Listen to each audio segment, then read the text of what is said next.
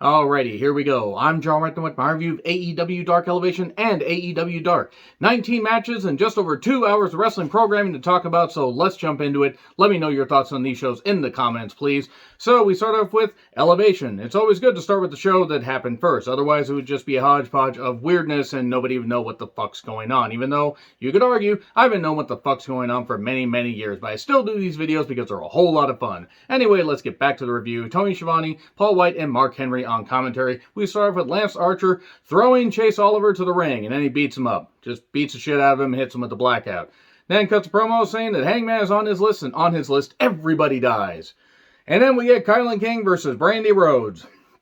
And I'm going to quote verbatim what I actually said. What on Jupiter's third moon did Kylan King do to deserve this? Kylan King got to wrestle in front of her hometown crowd. That's great. She got to wrestle in front of, a big, big crowd and got a pretty damn good pop. And I like Kylan King. Kylan King has a very, very, very bright future.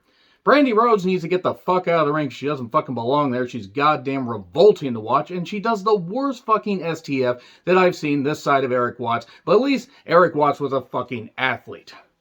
This is, god damn it.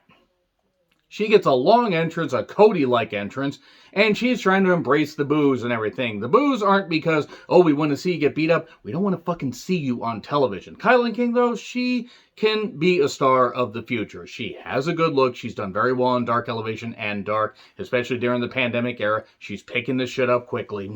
And, by the way, Brandi's STF maneuver is called the stretch marks. Yeah, let me tell you right now, there's quite a few stretch marks, like a lot of stretching of the truth and stretching of any kind of sensible, reasoning as to why Brandi Rhodes thinks that she belongs anywhere near a wrestling ring, unless she's doing ring announcing. That was the only time she belongs in a wrestling ring. Kylan King, I hope gets featured more, but this did nothing for her, and Brandi Rhodes fucking sucks in the ring. Let's get back to some positivity. Jay Lethal, okay, maybe not so much positivity, but Jay Lethal beat Casey Carrington quick. Very quick. I mean, I think it was sub 2 minutes. He hit the elbow and lethal injection for 3. And then we get Anna Jay against Nikki Victory. Nikki did not achieve her last name and lost to the Queen Slayer. The Queen Slayer, that is. I keep wanting to call it the Queen Slayer because I'm a goddamn jackass. I will say, though, Nikki did get in some shots and showed some good anger, so at least there was that. And now we get Dante Martin, Matt Sydal, and Leemoriarty against QT Marshall, Aaron Solo, and Nick Camarato. For the love of God, stop putting... QT's fine as far as the moves. He can do the moves. He's not interesting as a wrestling character at all. Camarato has some good size. Solo is just kind of there. I mean, he's not bad, but Camarato is the one where you look and you're like, okay, you could do something with him. They really aren't doing anything with him. They do kick Anthony Ogogo out. They say, nope, go away, go away, go away, go away, you. Bully. No, they actually just tell Anthony Ogogo, hey, you've interfered, get out of here. I like Anthony Ogogo. Hopefully he's featured more, like he is on Dark a little bit later. And Dante gets a hot tag, and then we get a melee, and then we get the double jump moonsault on Solo, 1, 2, 3, and then Destination Unknown, Ruby Soho, and Thunder Rosa. I was trying to find a way to do the Thunder Rosa theme mixed with Destination Unknown, Ruby Soho, and I wasn't able to because I'm tired and musical intros are hard to do. They took on Jocelyn Navarro and Megan Myers. I get behind the team of Rosie and Soho because I think they actually, play off of each other pretty damn well. It wasn't bad. The enhancement talent's got in a couple shots, but Fire Thunder Driver 1, 2, 3. Always good to see Thunder Rosa on my television screen. Here's Mercedes Martinez to jaw jack with Thunder Rosa. They're going to have a match this week. I can't remember if it's Dynamite or Rampage. Penta took on Serpentico. In a match that went twice as long as it needed to. Now, nothing against Serpentico. He's fine, but Penta, he's going to have a match on Dynamite with Pac against the House of the Black Crown or whatever the fuck Malachi and Brody King are calling themselves. He beat him. He should have beat him quicker, but it was fine, I guess. We get a press slam onto the barrier and Fear Factor 1, 2, 3. Let's move on to Dark. See, this is why I'm deciding to put these two shows, Human Centipede, them together and present them in one video, because often I struggle to get more than 5 minutes out of, Dark Elevation. And then Dark, like this particular episode, 92 minutes. Okay, why? Last week, they did it perfectly. I understand they have other people under contract. They have had some people whose contracts they've let expire. And maybe they will just let more expire, like some of these lower level contracts of talents that they really don't need to be featuring as far as like getting big money. And I'm all for people getting big money, but some of them just were not ready for national television, and that's why they were relegated to dark for a while. I mean, I'm not referring to anybody, couldn't possibly be referring to anybody in the main event, but we'll see. Excalibur and Taz on commentary. Anthony Monster Go-Go comes out and talks about how he was, this time last year, he was one of the hottest people in AEW. Like going into Double or Nothing, he beat he was going to beat up Cody. He was going to beat him because he beat him up. He didn't beat him. And then he went away. And he went away to get some, I believe he's got, eye issues and had to get some eye surgeries and stuff like that to save what eyesight he had. And also to get some stuff taken care of. He did face off against Marcus Cross. He did call the people Mickey Mouse mugs since they're in Universal Studios. And he did call Marcus Cross some kind of DBZ reject, Dragon Ball Z reject. It didn't take long. Cross did get it in some good kicks, but then, Go-Go took over with the Angle Slam, Olympic Slam, that is. And then got the KO punch, and that was it. Goodbye. Anthony has something. He's never going to be a world champion. But I'm fine with him being featured the way he is and feature him a little bit more on Dynamite and Rampage. They got something with the guy. He's a good enforcer, can be good in tag matches, and good for the occasional singles program. Again, not a world champion, but the guy does have something. Penelope Ford took on Angelica Risk. My apologies. Risk shows some attitude and actually, has been being able to show a little bit more in the various appearances she's had on Dark and Dark Elevation. Ford isn't bad.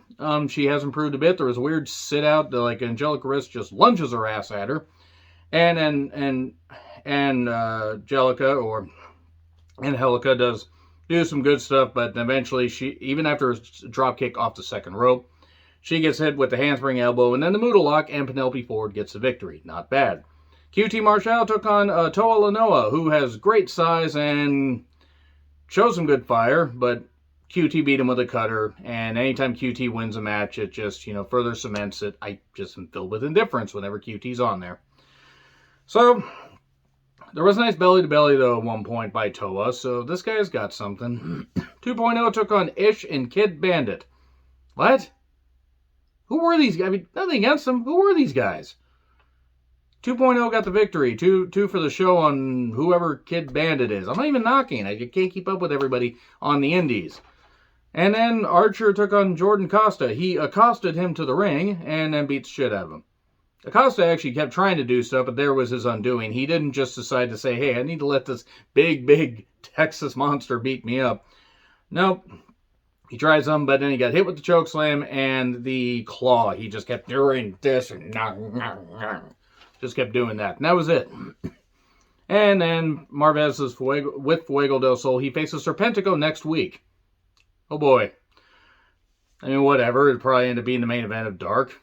I mean, there are worse things they could do. They could give twice the amount of time to a main event that than they should have. I'm not going to mention anything in particular on this show. So, Marina Shafir took on Rekka Tahaka.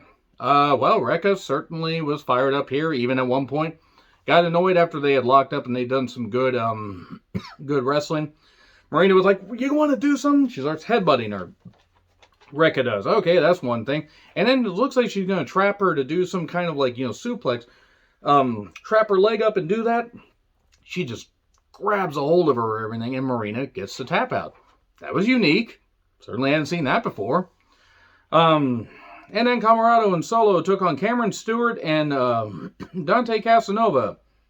Solo wins with a stomp. And in the next match, Tony Nese takes on Zach Clayton. Wasn't Zach Clayton the guy that took QT to the limit on an episode of Dark and actually showed some good potential? I could be wrong, but I think it was him. He had a good showing here. Tony Nese then kept targeting the knee, even though Zach tried to make a comeback. Tony Nese with the running knees, 1, 2, 3. And then Kira Hogan beat a woman with two Z's named Maserati. They yelled at each other. They have very colorful hair, and they yelled at each other and kicked and fisted each other a bit. And then Kira Hogan hit a roundhouse kick. Kira Hogan, hasn't really meant all that much in AEW, has she? I mean, they seem like, it's like, oh, they brought her in and they didn't really use her all that much.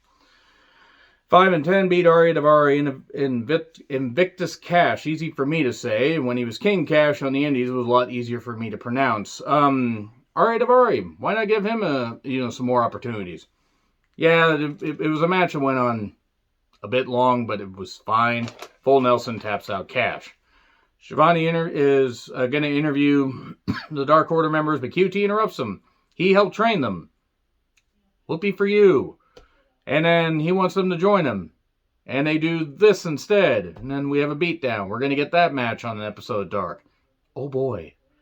And nothing against the people involved, but some of these things, it's like, look, they're trying to not just have matches for the sake of matches. I give them that. The problem is some of this stuff, it translates well if it's on the indies. It doesn't translate well to a YouTube show for a national TV product. That's just my take. Bear Country took on Matt Sydal and Dante Martin. Size versus speed. Bear Country, I guess, were de facto heels. They kept beating down on Dante after an early flurry. Sydal got the hot tag. And then we got more moves, dives, and everything. Dante's a freak athlete. Matt Sydal's very good. Bear Country are not a bad tag team. And the double jump moonsault, 1, 2, 3. And now we get to Leemoriarty versus Joey Janela. This was your main event. Not that Leemoriarty doesn't deserve it. And look, regardless of how I personally feel about Joey Janela, I mean, I don't know the guy. He was never good enough to be in AEW. Like, look at it got exposed, and he's fine on the indies. I saw him at a couple indie shows. I saw another match that was from a recent indie show in Seattle where it's fine for a small audience, but it's like, just looking at this, Leemoriarty's miles better than him. This went on twice as long. Kayla Rossi looks like $1 million. Hopefully they feature her a little bit more. But Leemoriarty gets the victory with a bridge pin and then says he can't focus on the future because he has to focus on the now. He's got, bills to pay. He's got mouths to feed. There ain't nothing in this world for free. He can't slow down. He can't stop, even though he wishes he could. And there ain't no rest for the wicked because tomorrow ain't guaranteed for good. And on that note, Leemoriarty won. Joey Janela, apparently, I guess his contract wasn't renewed. He might be on a paid per appearance. Fine, he can work the indies. He's got a following on the indies. Leemoriarty's very good. I saw him at a show, and he definitely has a very bright future. Let me know your thoughts in the comments. Like, share, subscribe, Twitter handle in the description. I'm John Retlin. I'll see you soon.